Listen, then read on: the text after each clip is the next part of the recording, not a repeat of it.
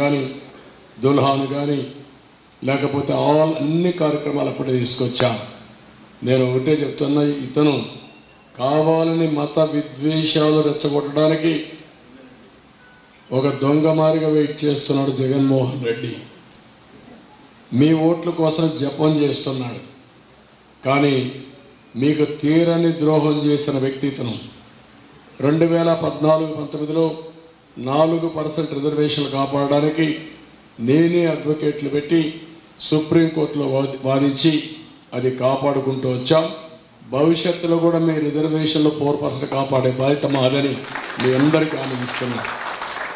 రెండోది, మీరు చూస్తే ఈరోజు సిఏఏ సిటిజన్షిప్ అమెండ్మెంట్ యాక్ట్ ఎవరు సపోర్ట్ చేశారు? అది చేసింది జగన్మోహన్ రెడ్డి. పార్లమెంట్లో రికార్డులో ఉంది, వీళ్ళు సమర్థించి సపోర్ట్ చేశారు.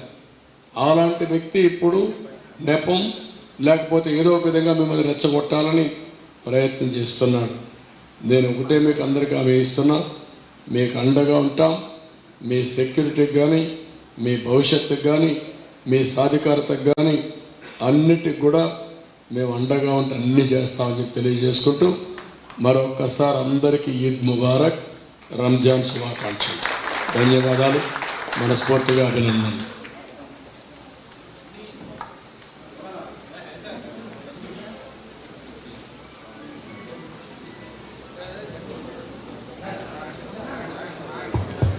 ఇప్పుడు మసీదుకి మనం 35 లక్షల రూపాయలు శాంక్షన్ చేశాం, ఈద్గాకి 10 లక్షలు శాంక్షన్ చేశాం. అవి కూడా నిలిచిపోయే పరిస్థితి వచ్చింది. మనం వస్తానే అప్పట్లో 35 లక్షలు, ఈసారి 50 లక్షలు ఇచ్చే బాధ్యత నాది.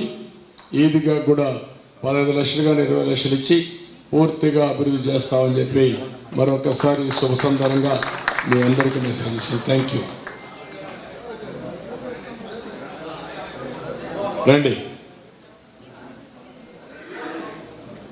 ముందు దువా చేయమనండి, తర్వాత